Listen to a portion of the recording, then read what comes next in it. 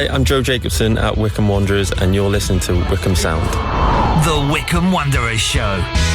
Welcome along to episode 2, season 3. If you've listened to previous seasons, you'll know that after a while I only count for the initial ones and then sort of either lose count or just think, well, we're getting well into the season now. It seems silly going, this is welcome to episode 33 or something. But we've had the first game of the season, a fantastic 3-0 victory at home to Burton Albion. We'll be reflecting on that with our match commentator. Brilliant to give you the commentary as well as on Wondrous TV, but here on Wickham Sound on Saturday as well from 3 o'clock. Although in terms of goals, it was all over in the first half an hour, which is very unusual, isn't it, for a Wickham fan. Normally you have to wait a while for the goals, usually after about 90 minutes or more. But we'll hear from David Wheeler as well, who of course opened the scoring on Saturday at Adams Park. We'll also, as I say, chat to Phil as well and find out his assessment of how the team did on that opening day and look ahead to the trip to Bolton and what else that involves this coming Saturday as well. With big thanks to the Wycombe Wanderers Ex-Players Association, we'll hear from Martin Priestley, who was a defender at the club, started in 1959, and then by 1966 he'd become Wycombe Wanderers' first ever substitute. That might be a quiz question that might come up in a pub quiz, so we're worth hanging on to that stat. We'll hear from manager Gareth Ainsworth as well, and we'll catch up with Wycombe Wanderers women's boss Carl Simon once again, who we've been speaking to this week ahead of the Lionesses' success at Wembley, of course, on Sunday. But first, here are some highlights from Saturday's game. Adams Park awaits here the first game of the season, Wycombe Wanderers versus Burton Albion, live on Wondrous TV and Wickham Sound 106.6 with me, Phil Catchpole, making his commentary debut. A man who looked comfortable on the pitch last season. Will he be comfortable in the press box? Let's find out this afternoon. Good afternoon, Chris Marino. How are you, mate? Yeah, good afternoon, Phil. Feeling good. I'm excited for the opening day of the season. Comfortability-wise, probably about a 2 out of 10. I'm a bit nervous sat here than I'll be out there. But Wickham now get the ball down, and here's Mehmeti on the left-hand side. Focus is with him. Mehmeti now, dancing away now. On the left, goes past his man, stays on his feet. And then it's hauled down. Gavin Ward. Surely that's a penalty. It's got to be a penalty. Gavin Ward shakes his head. Gareth Ainsworth is on his feet as ever. He's on the air, arms outstretched. Gavin Ward had a completely clear line of sight there, Chris. He pulled him down, didn't he? It's got to be a penalty. Anis with some great trickery there, pushing it past his man, showing some great strength, and he's kind of scrambling across the floor, and I think taking Anis's left foot out there. Well, he beat him 3 times in that move, and the third time, Oshilaja, he was on the deck and you saw the arm go up there, Chris. As a centre-back, you'd have known what you'd have been thinking there. Definitely, I think he realised he was in trouble and I think it was his head, shoulder and arm pulling at Anis's ankle there. I think that's definitely a penalty, yeah. Well, an early test for the referee. 1 minute on the clock here, and already the big shout for a controversial decision into this new season. McCleary now into Scowen. Low, he releases Wheeler. Wheeler's shot and goal! And scored! Yes! David Wheeler! He drives his imaginary car to the corner flag. It's the first goal of the season at Adams Park. It's the first goal of 22-23, and it's a Swiss Army penknife. David Wheeler cutting in on the right-hand side and poking it past the keeper. Wycombe Wanderers 1, Burton Albion 0. That is a great move. I think it was Josh going there with the pass, the reverse pass, unlocking the defence, and Wills gambling in nicely there. And now Horgan really making it. He's impressing again. Horgan, little 1-2 with Gape. Horgan right wing, stands up the cross to Vokes, who's pushed over. It's got to be a pen. Brayford was behind Vokes. Vokes felt the touch on his back and went down. Referee Gavin Ward again, well placed. Again, very quick to say no penalty. But Mehmeti now, left wing, cuts it between two. Still going Mehmeti. Still going Mehmeti. Still going. What a goal! Anis Mehmeti. They said this could be in this season. What a way to start it. He beat 3 players. They tried to put him down and he stayed on his feet. He looked at the keeper and said, which way do you reckon, mate? It didn't matter. He put it in the bottom corner. Wickham 2, Burton Albion 0. Anis Mehmeti take him out. Amazing feat again from Mehmeti there. As I said, can go either way, and what a finish into the left corner there. Off his left foot. Going across the keeper, he stood no chance. Just coming up to 30 minutes played as Mehmeti hangs in across to the back post. Folks, drops down to Scowen. Great strike! Oh my word, what a goal by Josh Scowen. Opening day of the season, and we've got a goal of the season contender already. The ball was headed clear, and Josh Scowen on the half volley from just outside the D picks out the top corner. Gareth didn't move a muscle. Wycombe Wanderers 3, Burton Albion 0. What a strike on the half volley. It's not an easy technique, but he's actually almost intercepted the drop ball there in between the Burton player and managed to find what looked like the top corner on the half volley. And the referee Gavin Ward blows his full-time whistle here at Adams Park. 3 first-half goals from the Chair boys from Wheeler, Mametti and Scowen was enough for Wycombe Wanderers to seal an opening day victory here. Great to hear those goals again, and I'm very pleased to say we can speak to the club's head of audio and broadcast and host of Ringing the Blues. Hey Colin, it's good to hear some of the commentary back there. I never remember what I'd say at the time, but yeah, it's nice to hear it back.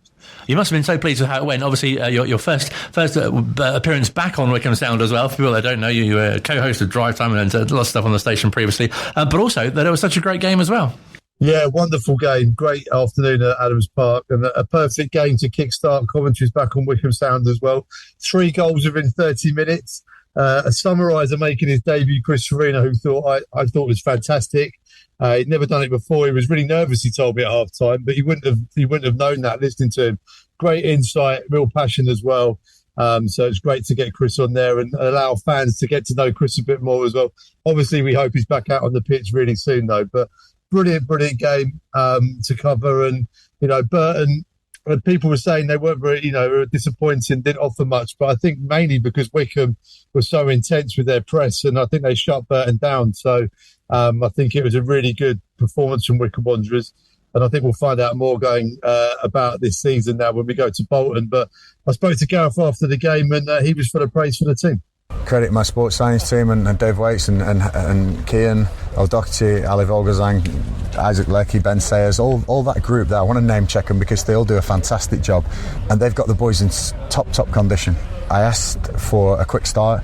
They had the energy, they had the physical capability to get into a team that we thought might have 1 or 2 new players trying to gel together, and we won't let that happen. We would steamroll them, right at the start.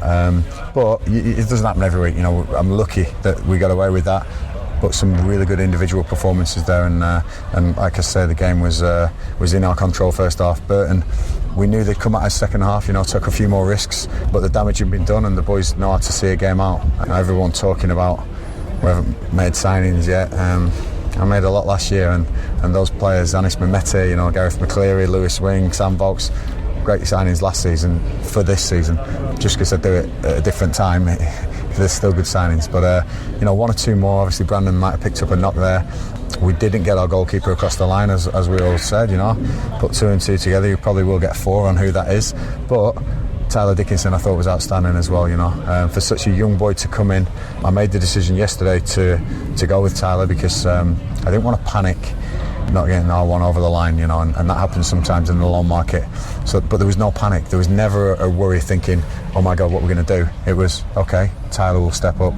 I'm pleased with where Tyler is at the moment, pre-season wise. I'm pleased with his temperament, his tactical management of the game and his positioning. He's not the 6'4" Stockhole that we had, but he has these other attributes, and I'm pleased for him. He had a fantastic debut, but credit everyone for protecting him and a good start. But that's all it is, there's no getting carried away. We know what it takes to achieve in this league, and we're going to have to be on it week in, week out, and hopefully we can get the right results. 3-0 at half time, obviously a long way to go in the game, but was the message to protect that clean sheet? Not really. I mean, we wanted to add to it. We did want to add to it in front of the terrace there. It would have been great, and we had some chances. But Burton definitely had some chances second half. Jimmy's a good guy, good manager, and he's going to get them firing without a doubt. So it was nice to get one over on them. But like I say, it's about the boys today. They were fabulous. They really were. They deserve all the credit, and my staff. They've done brilliant. We had a plan. We put the plan in place, and it works. But they have to execute the plan. I can only give them a framework. They were brilliant today, and I think it's a real nice marker to set, right, a barometer, if you will, of yes, we're fit, yes, we understand tactics, but we're going to have to do that week in, week out. Some big sides in this league and some crazy results today. But and on top of it all, I'd like to dedicate the win to Carl Sargent, who I lost in the summer. Real close friend, and he would have loved that one. He was QPR fan, but became a Wickham fan because I was here and there. And it was nice that everyone did a round of applause on the minutes that, on the minute that he got on the screen there. It was just like the opposition to probably score in that minute. Carl would have loved that, but it's some things are in perspective, and that was big for me today. So rest in peace, Carl, and prayers to his family. But the boys delivered for me today, and I was really proud of them, and I'm proud of them all the time. But the likes of Damani getting some minutes, Tyler getting his debut, Nick Freeman coming back after a year of what he's been through. I spoke to Rob Curry just before the game, and he came to me and said, I'm really glad you're giving Tyler a chance. And that's what we do. Farino, Mehmetis, the list is endless of who's come through here, these young boys. But also we've got this quality and these experienced boys that never let me down. One game doesn't make a season, but it's a nice start, and I'm really pleased. Also really nice as well, we spoke to Matt earlier in the week as well. Each of the goal scorers had a sort of different story as well. Brilliant that David Wheeler has got on the score sheet, especially so early in the game as well. Yeah, and also, the Swiss Army penknife, I think Gareth calls him. I've also found out that his teammates call him the James Milner of Wycombe Wanderers. I'm not sure how he feels about that, but he's a really dependable guy, and he said afterwards that he would happily play anywhere for the team or do anything. And to play right back, I think a lot of people were a bit concerned, thinking, well, he's not a specialist right back. But 7 minutes in, and the number 7 pops up after a lovely pass from Josh Cohen with a great finish. But it was a really good performance from David Wheeler, really sort of mature. He's an experienced professional now, and I think he understood that role of right back. He said that Jack Grimmer had to coach him a bit through it in terms of his positioning, but he's got a great engine. He gets up and down, and when you play fullback for Gareth Ainsworth, you've got to defend, but you've got to offer something else as well in the final third.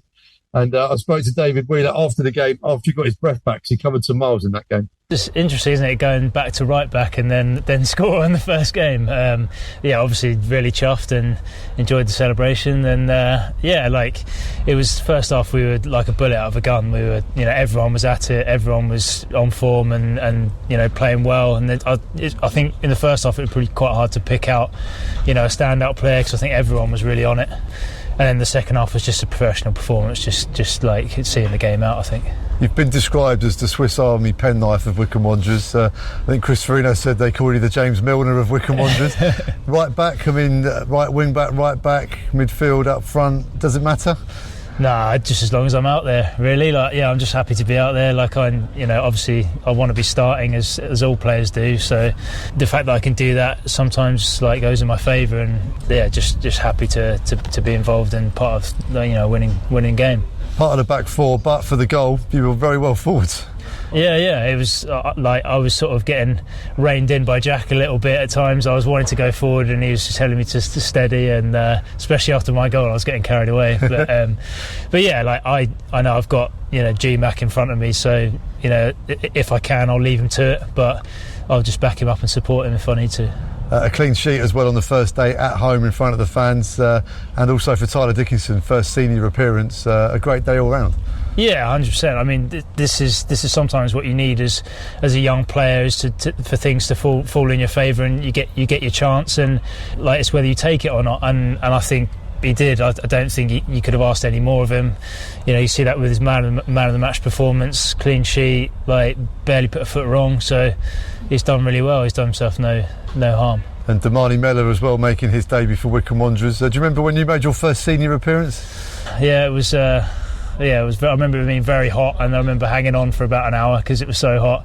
But I think it was against Bristol Rovers and we won. So these are special days for players. Oh yeah, absolutely. I mean, for me, it was very, very nerve-wracking, very different, going from 300 people to 5,000. But that's what it's about. It's about adapting and getting used to it, and it's exciting. And I love a player with the trademark celebration. Explain to our new fans what the celebration is. I've got to give credit to Anthony Stewart, because he said, we've got he's like, can we do anything about the wheels?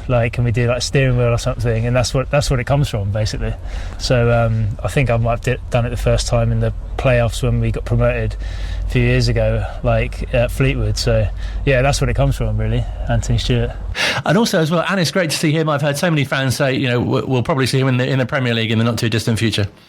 Yeah, Anis Vermette is, a lot of people, me included, have been saying this is his season. And I think Chris Farino made a really good point in the commentary, because he said, actually, his last couple of seasons have been really good as well. He did well in the Championship. He got 4 goals, I think, in the Championship. He had a good season last year, and I think his injury came at a really crucial time of the season in the running, and which meant we lost him for those vital games at the end of the playoffs. And it's one of those who knows moments, isn't it? Had Anis been fit, would the result have been different at Wembley? We'll never know. But what we do know is that he is incredibly focused and on having a great season for Wycombe Wanderers. I think he's really bulked up a bit as well, because you've got to remember he's still a young lad, so he's still had some growing to do. But his upper body strength is really there now as well. And we saw that with his goal, because I think Burton players, once they realised they weren't able to tackle him fairly, they were trying to sort of almost rugby tackle him down to stop him getting him in the box. And he sort of brushed all that off. But he's kept the finesse and the touch and the skills as well. And that's getting better and better. And I think, we all know about his ability, but his drive, his determination, I think is what will get into the top flight. And the great thing about it is, Colin, that he's a Wycombe Wanderers player. We've developed players in the past, your Alfie Mawsons, your Eberici Eze's. We've seen them go on and play at the top table of football, and they did it as Lionesses, so we can take a bit of reflective pride in that. But Anis is one of our own, so we want him to do really, really well this season, and maybe he may attract a big money move at the end of the season or whenever it happens.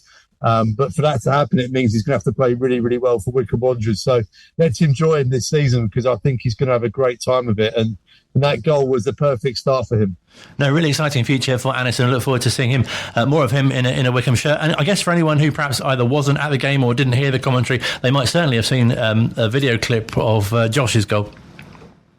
Yeah, well, again, Chris, the insight on the commentary was saying that the lads always remind Josh he scores 1 goal a season. Well, he's got it already. And I think I said at the time it was a goal of the season contender. Beautiful technique on the half volley just outside the penalty area. Keeper, I don't think he moved, didn't see it. It was a fantastic strike. And he had a really good chance as well later on in the game, Josh, as well. So he nearly doubled his tally from last season. But yeah, he only seems to score world-class goals now in his second spell at Wycombe Wanderers.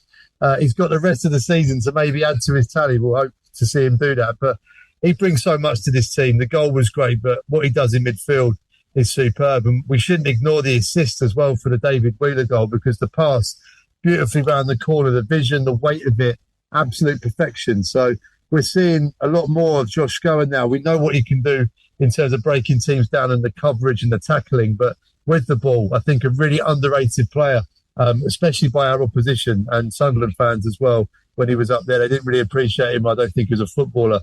But I think in this second spell at Wycombe Wanderers, he's late 20s now, he's probably in his peak, in his prime, and we can really enjoy watching Josh now in the quarters as well. Did it really feel in a way like the team are just continuing where they left off last season? There is an element of that, I think, because the short break, because of the playoff campaign. On one hand, a lot of people were saying, how do you get over the disappointment of losing at Wembley? But equally, they haven't had that opportunity to lose that sharpness, that fitness as much as you would have done with the proper break of 12, 13 weeks. They had just the 10 weeks, 5 weeks off, and then the 5 weeks pre-season. Without the transfer business, obviously we lost Stocko and Anthony Stewart, and we knew that Bayer was leaving. But the rest of the squad, the nucleus of that squad is the same. They know each other. They know the systems well. They know their jobs and responsibilities. So technically they should hit the ground running, and they did that on Saturday.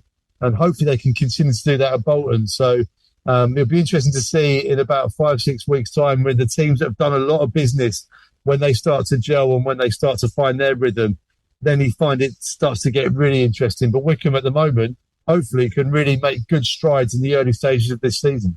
And great to see the team in such a sort of controlling display as well. It was all kind of wrapped up within half an hour, and you imagine fans pretty pleased with what they've seen. You often hear that the fans are frustrated at perhaps the lack of new signings or the lack of chips, or there's usually something, isn't there? But fantastic that they had such a display on the opening day. Yeah, look, with football fans, if we win the lottery, we'll find something to moan about, but it will ruin our life or something like that. But that's just the nature of it. And the mood around or coming into the game, especially on social media, it was worried about the goalkeeping situation, the lack of replacement of Anthony Stewart, and it was very doom and gloom online. But when the team news came out, that continued to an element. But that's why Wickham made the perfect start, because half an hour in, it was quite jubilant. Let's see what happens on Saturday, because Bolton will be a really stern test. We'll see what happens. As you touched on, really pleasing elements for Tyler to make his League One debut, and obviously Nick Freeman, who's someone you've been physically, literally quite close to of late in the commentary box. Great to see him get a warm welcome as well. Yeah, Tyler, fantastic for him, and Gareth has already given the plaudits as well to the whole team as well, because clean sheets are not just a goalkeeper, but Tyler did everything that he needed to do, and he did it really well on Saturday. And we'll see what happens with him, but he's developing brilliantly under Lee Harrison's eye. And yeah, when Nick Freeman came on, I don't mind admitting there was a little tear in my eye, because we spent a lot of time together last season when he was on his recovery, and he kind of threw himself into the match day commentary role. So I got to know Nick really, really well.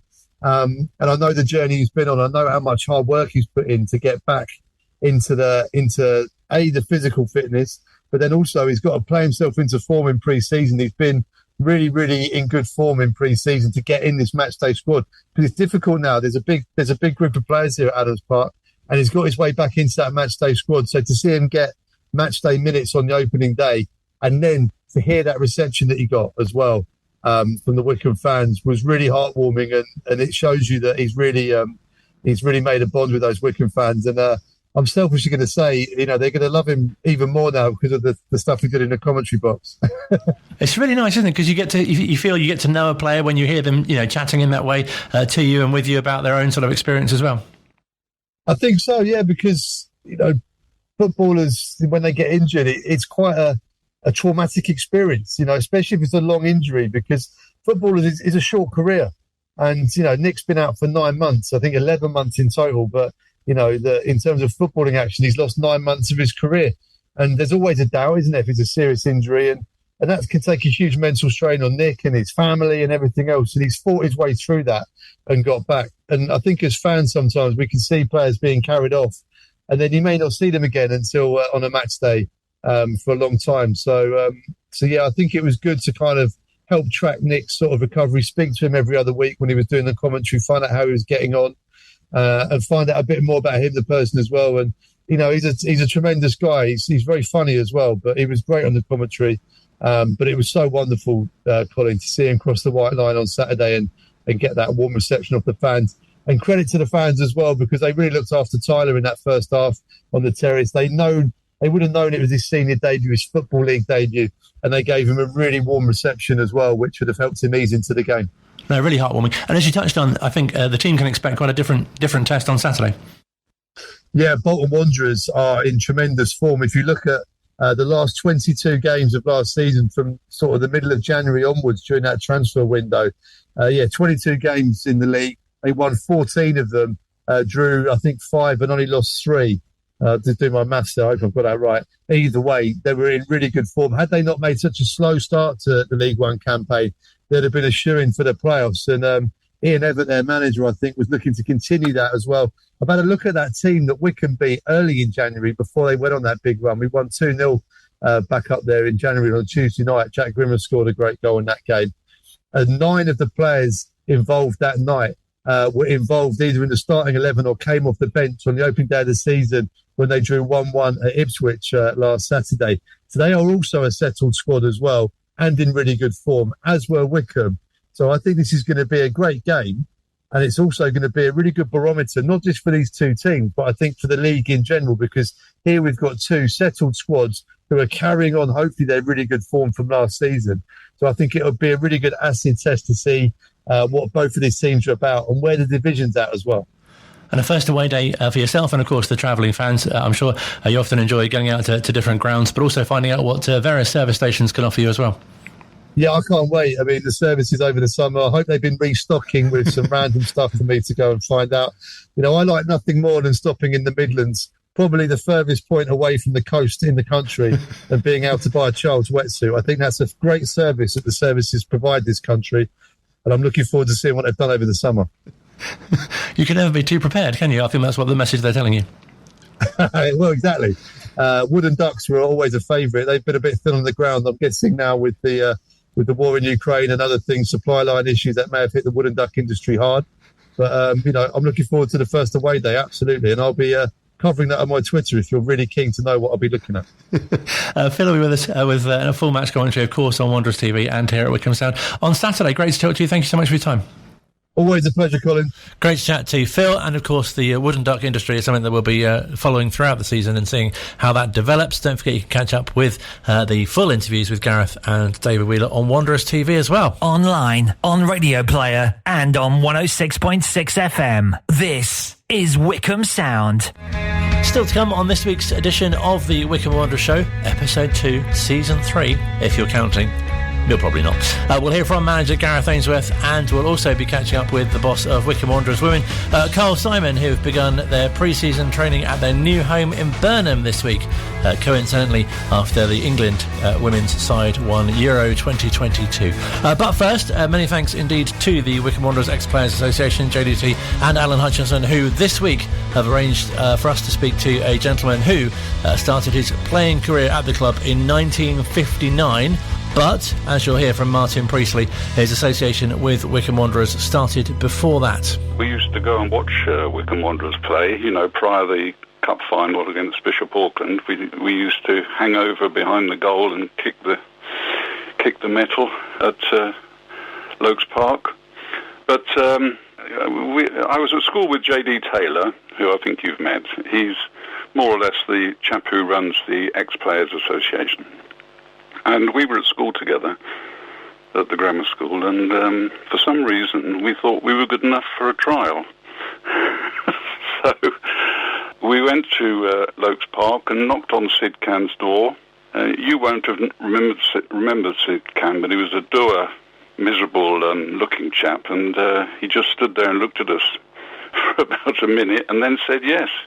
So we had a few months training with some of our Cup final squad heroes. Wonderful. What were the training sessions like? Well, with Sid Can, they were very good. He had just the right level of fitness and skills and things. And he was always looking forward to who we were playing next and what their strengths were, what we might have to deal with, that sort of thing. And as you mentioned, some of the names at the club at that time would have been, some fantastic names who, as you say, featured in that 57 final. Yes. Well, my first game, some of them were just sort of getting towards the end of their careers, but my first game in 1959 against Maidstone reserves, I was surrounded by experience. Colin Bunting in goal, Barry Darville, Ken Crook, Dave Worley, Len's cousin, Jackie Tomlin, Derek Draffen, Mick Rockall, Peter James. I was only a youngster, and they sort of backed me up, helped me through, lots of encouragement. It was super. What were your first impressions, if you like, of your time just starting out at the club? Well, overawed. We had no television, of course. This was only 15 years after the war finished. So we had no television. We didn't have a paper regularly. So our heroes were sort of local people. Local cricketers, local footballers. We didn't see international games like you can so easily these days. And it must have been fantastic as well to be, as you say, a local person yourself and playing for your local club. Well, that's what it was like in those days, I think, because all the players I can think of, apart from Sammy, Keith Samuels, who came from Croydon way, all of them were in the sort of half an hour, all lived within half an hour of Wickham. And so, you didn't have players travelling 50, 60, 100 miles and so on. They were all local lads, really, in those days. And, of course, people might not know that you have the accolade of being the answer to a quiz question. The quiz question being, who was Wycombe Wanderers' first ever substitute? Well, substitutes are different in those days. In fact, I think it came in about 66, 67. But, prior to that, we had cup finals, professional cup finals, the FA Cup, where a player got injured immediately, and the side had to play with 10 men. And if another player got injured, they had to limp their way through the game. And it spoiled the games, basically, not having the ability to change. But you couldn't just change like you do today, send 5 on. My first substitute for Wickham was for John Maskell in goal, who clashed with a centre forward and had to have stitches. Fortunately, the hospital was just across the way. Behind his goal, actually. Very conveniently situated. Yes, but he had to have the stitches put in and sort of had to be approved that he was not fit to carry on before I came on. So it wasn't easy to get substitutes on the pitch. And there was only one, of course, only one substitute. But we won 4-1 anyway against Barking. And you didn't go in goal yourself? No, they put Keith Samuels, he was mad enough to go in goal, and willing. Because people forget, obviously, the balls are much heavier in those days, and I think being in goal is quite a non-envious position to have been in. Absolutely, and it was a mucky, messy, heavy day. So there was no ball technology in those days. They're like balloons now, but they were like cannonballs on a wet day. And the keepers didn't even wear gloves either. There were no sort of these great big mitts that goalkeepers wear these days. Dennis Sirritt used to wear a pair, I think his wife must have knitted them for him, woolen gloves. No, there was no football technology, Colin, in those days. No technology for balls, no technology for boots. I mean, the boots we wore were like medieval armour, made out of pig skin, solid toe caps. It was dreadful because there weren't many pitches. There were no coaches. Kids didn't get coached at school. I went to Criers Hill Junior School, and there were 4 lady teachers after the war, and there were no teams for under 6s, under 7s, under 8s like there are today, let alone teams for girls. No, exactly. Look how far we've come. Yes, in my lifetime. No, exactly. Also, I've seen some fantastic photos of team photos of the time when you played as well. And, you talk about the boots, but also the kit as well. Obviously, very recognisable, the quarters, but obviously the shirts look quite heavy, and the shorts, shorts, of course, are so big. Yes, and when they got wet, they got lower and lower if the elastic wasn't too good. And, I was 6'4", and Barry Baker was 5'2", or whatever he was, and so you just had a shirt with your number on it, and that was it. You don't want your shorts falling out, especially on a sloping pitch. Yes. Oh, yes, the sloping pitch. So are there any particular games that especially stand out during your time at the club? Well, I was only there for 59. So I was in the 5th form at school, and when I was 18, I went off to college. So I went to Borough Road Physical Education College in Ainsworth, a PE college in London. And for the next 3 years, I was only able to come back in holiday time because in those days, PE colleges like Loughborough, St Luke's, Exeter, they all had huge reputations they wanted to enhance. So we had to play for college teams midweek and on Saturdays. So from 18 till 22, that was my football life, really. But I was always welcome back during the holiday times, which was nice. And really nice as well, obviously, you're still in touch with many of the players that you played with at that time as well. Well, when I spoke to you yesterday, because I've got some memorabilia here, I looked back through for the first game after we won the World Cup in 1966. I don't know who it was against, but I looked at the photograph, and I'd been to the funeral of Paul Bates, Charlie Gale, Ian Rundle, and the others who died were Peter Royston and Johnny Beck. But all the others in the picture, John Maskell, Vince Faulkner, Keith Samuels, Les Merrick, Barry Baker, Tony Horsman, Len Worley, Viv Budsby, I'm still in contact with all of them. We play golf, we meet at the games, the home games, and the ex-players arrange all sorts of activities, which is nice for us all to get together again. It's so nice, isn't it? I think football's quite special like that you've had that sort of common bond and things that you've been through. You really can't imagine, sort of, I don't know, say, for example, accountants saying, 50, 60 years ago we worked in his office, it was brilliant. That spreadsheet we did, it was fantastic. Do you remember those days? No, there's not that sort of camaraderie, I don't think, anyway. I think you do get it in things like the army, well, certainly as well teaching. If you've been to a good school and there's a good group, you stay in touch. But really, it's the Ex-Players Association which reintroduced me to all these people who we sort of lost touch with while they were having families and paying for houses and all the rest of their careers. And we've sort of regrouped at the age of 65 plus. And as I say, I play golf twice a week with half a dozen of them. What was that like? Because I think you were one of the founder members, weren't you, of the Ex-Players Association? Was it like kind of, we were never been away, and you just kind of, when you meet all your old teammates again, it's just like, do you remember? It must be fantastic to kind of reconnect like that. Oh, yes. And I mean, the ribbing and teasing and everything is childish, really, but it's good fun. And we are getting towards second childhood, after all.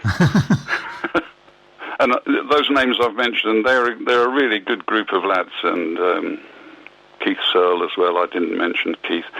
We have really good fun. We don't particularly take much care about the scoring or counting of shots. It's just a couple of days a week. It's a good day out. And really special for you to be able to, as I say, really sort of tell and remember, sort of reflect on what you went through. Oh yes, that happens all the time. In fact, my grandson came last week to golf because he's broken up for the holidays, and so he played with all these lads, and he had to sit down afterwards and listen to all their stories, many of which I've heard before, of course, but no, it's good. It's good. Does it seem especially impressive as well when you see where the club is now?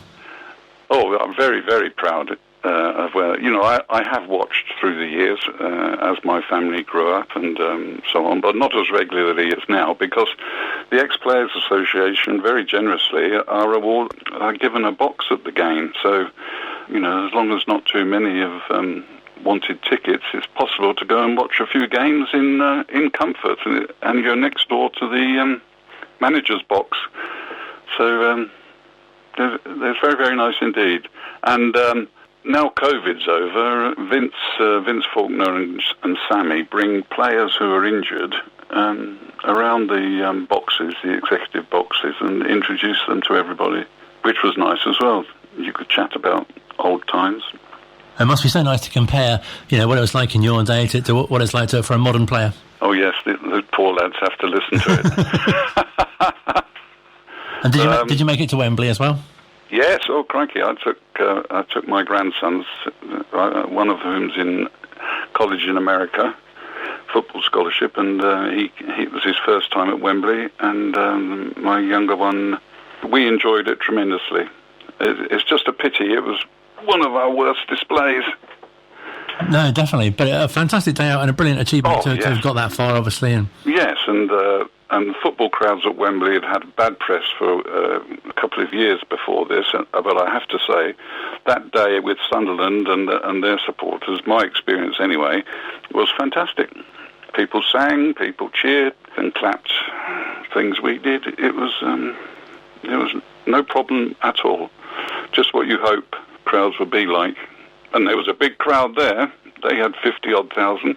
I think we only had 25,000.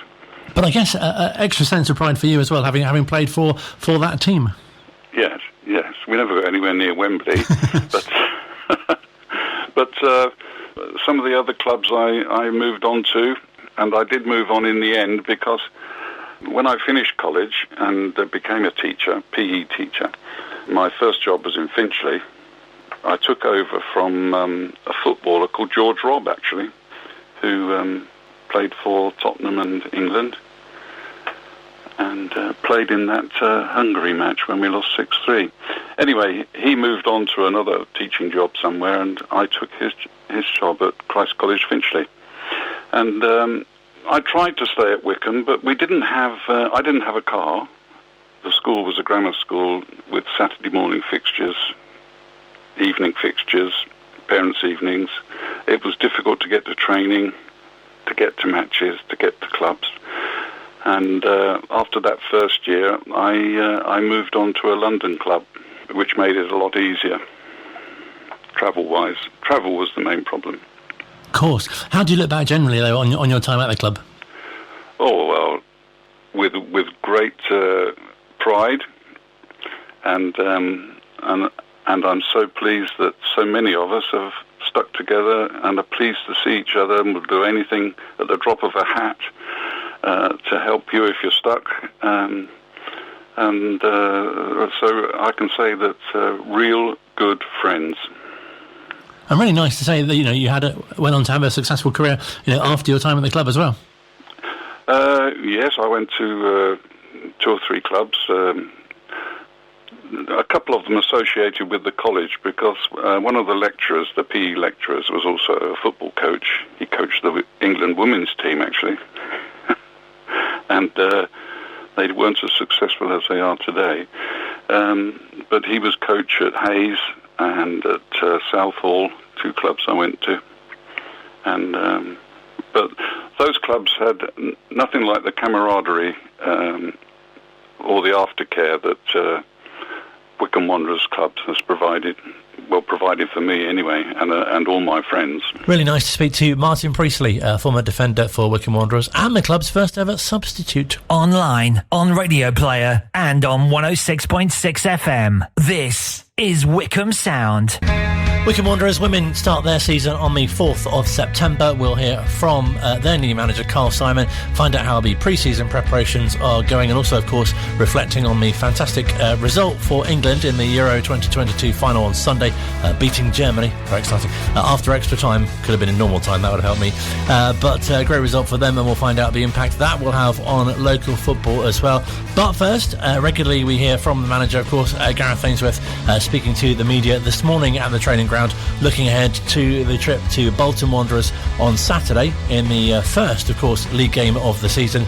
We'll get his thoughts on the women's result as well. But first, a bit of a recap on how things went on Saturday at Adams Park in the overall result and performance. We're good when we have a plan. It's sometimes the chaos of football and fixtures and everything, it's really difficult. But we had a good 3 training days to work on what we wanted to do against Burton. Like I said, the boys nailed the plan, and it's nice to get off to a winning start. I don't think we let Burton. I don't think we let them get going at all, and that was real credit to the boys' fitness and like I say, medical teams and sports science teams got the boys in real tip-top shape, so I could ask them to do what I wanted them to do, and some great goals as well. It's often build this long ball set piece team, and that was some fantastic play around the box, and all 3 goals really. Great move, great pass for the first one, fantastic individual skill for the second one, and again cracking volley from Josh going after to some nice build-up play. So no, really really pleased and looking forward to Saturday now, but I think it'll be a whole different test coming to Bolton. I was going to say Bolton will provide so many different sort of threats for you, especially defensively, I guess. Yeah, of course. That you look at the fancy teams this season, Bolton are up there. I think they're 4th or 5th fancied to go up. So they've had a real good form from way back, really, from the start of the year. They've had real good form if you take it all into consideration. And Ian Everett's made some good signings as well. So we've got to make sure that we're on it. We've got a squad that's probably 85% fit. We've got 1 or 2 missing from injury, 1 or 2 big players as well. So again, we'll be up there with a strong squad ready to go and hopefully get the points away from the Reebok. But it's a big pitch up north there in the northwest, so it's with different challenges. I think we went off like a train, and definitely the fast twitch muscles and the sprint muscles and all that were working a treat. The boys looked energetic, looked powerful. So yeah, again, I credit the various teams on that. But it's going to be another barometer on Saturday. You might get away with the first game, but over a period of time, 6, 7, 8 games, we'll definitely know where we are and where we sit in that scheme of things. But we just got to approach this one in the right way. The boys are great. The modern footballer now takes on messages, watches videos, and real looks at the technical detail of games. And my players do that. It's really good. And hoping that again, once we put the plan in place for Saturday, they'll all know what they've got to do, and we can scupper what Bolton want to do against us. Is there much you're able to take from Tuesday night's friendly? Obviously, you had a number of fringe players from the first team and trialists as well.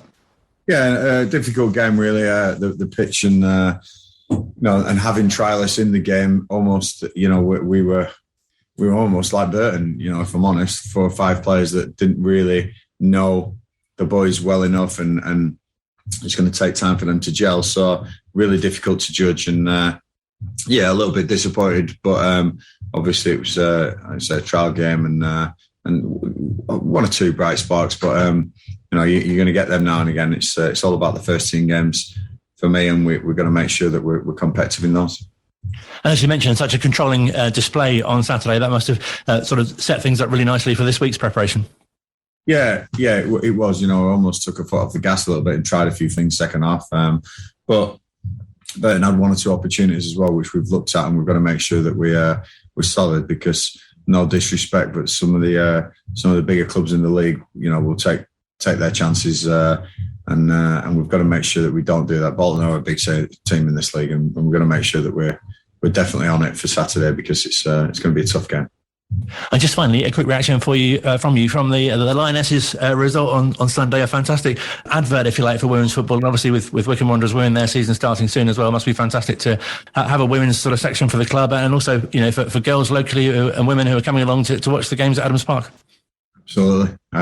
What a brilliant achievement it is, and our women's football has come on in the last few years is phenomenal. It's probably one of the fastest growing sports in the world, never mind this country, and having 2 daughters myself, it's great to see that the women's game is sold out, is around the world being screened, and some of the players really, becoming household names. So, all for it. It's a great sport, and the women have proved that they can pitch it amongst the best as well. I'm sure they'll be looking forward to the World Cup now, but it's a brilliant achievement, and congratulations to them all. A real shot in the arm for women's football. And on Monday, just after the game, of course, on Sunday, we spoke to Cole Simon, who's the Wycombe Wanderers women's boss, to get his reaction. Well, first of all, congratulations to the Lionesses. It was a wonderful achievement, which we all watched as a squad together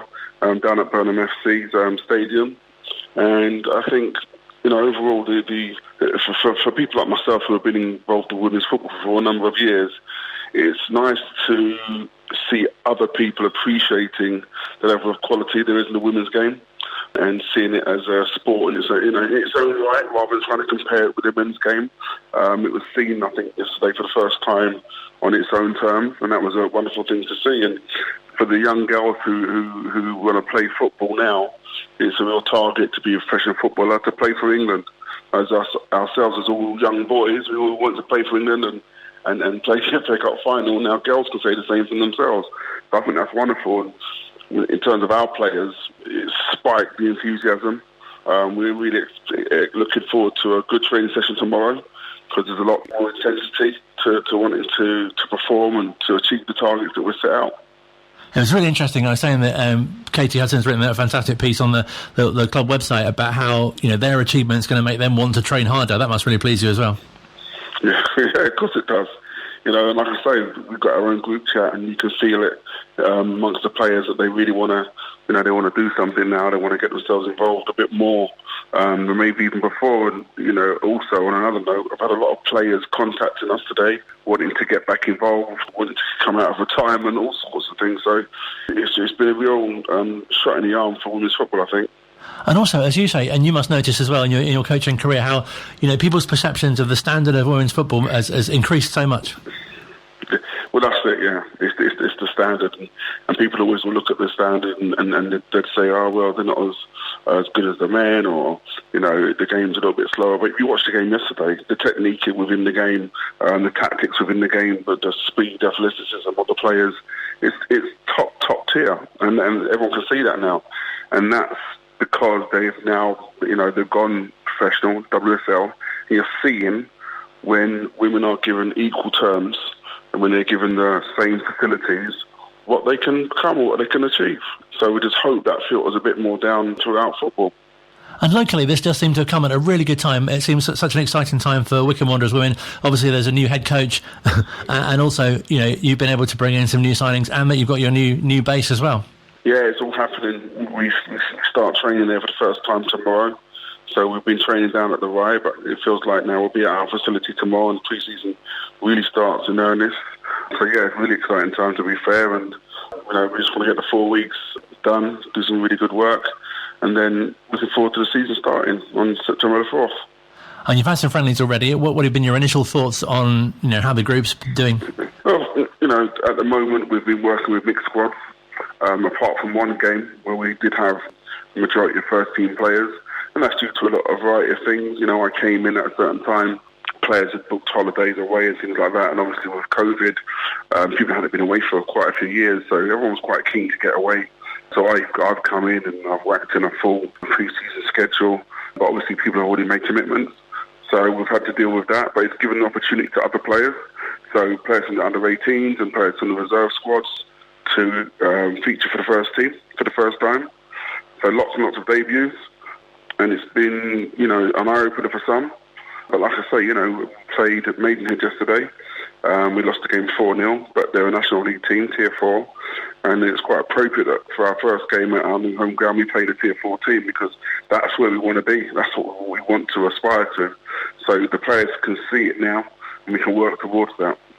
And does it feel like the team's in a real transition period, obviously, because you want to stamp your way of playing on them and also bring in some fresh ideas and fresh names as well? That's definitely exactly what's happening. It does take time. You have to do it in the right way, and you have to respect what's there before us. So it's not a case of coming in and ripping everything up, but we're trying to. So we've introduced training twice a week. We've moved facilities, and obviously within that we've assessed the squads and we assessed the needs. We played there are certain games against top tier opposition, so we know what level we need to be at. And part of that is bringing in players who have played at that level. Another part is allowing the players that we have the room to develop to that standard as well. So what would you say to any players, or indeed just young girls generally, who might be keen to be involved in Wycombe Wanderers women in the future, given what they've seen on a national level? Look, get yourself involved, and if you're interested in football, you're ambitious, Wycombe Wanderers is here for you. That's what we're after. We're looking for ambitious players who want to take part, who want to help drive the club forward. We're always looking for players like that. So if you're really interested, we do have adverts running on social media. Get in touch, and we'll get you down to the training ground. And a great opportunity for people locally to back the team as well, come along to the games at your new home. Yeah, we had a decent crowd yesterday, which was nice, and we're picking up support. We're looking for more people in the local community to come and support us. We really do need that. It does help. The really good games are being played down at the stadium's great facilities. So yeah, the more people that can come and support us, the better. That's Carl Simon, the Wycombe Wanderers women's boss, newly appointed head of the new season as well, and we'll be speaking to and covering more of the Chair Girls as the season goes on. We're due to be chatting to Cara, the vice captain, currently on holiday. That's on a future edition of the show, possibly even next week. Also coming up next week, we'll chat to Nigel Kingston, who's the chairman of the Wycombe Wanderers Trust as well. Very much looking forward to speaking to him. Don't forget, live commentary from the game at the Reebok against Bolton Wanderers with Phil, live on Wickham Sound and on Wondrous TV, of course. Our match build-up from 2 this weekend on Saturday, due to it being an away game. Kick-off, of course, is at 3. We'll have post-match reaction and analysis as well. Lots to look forward to.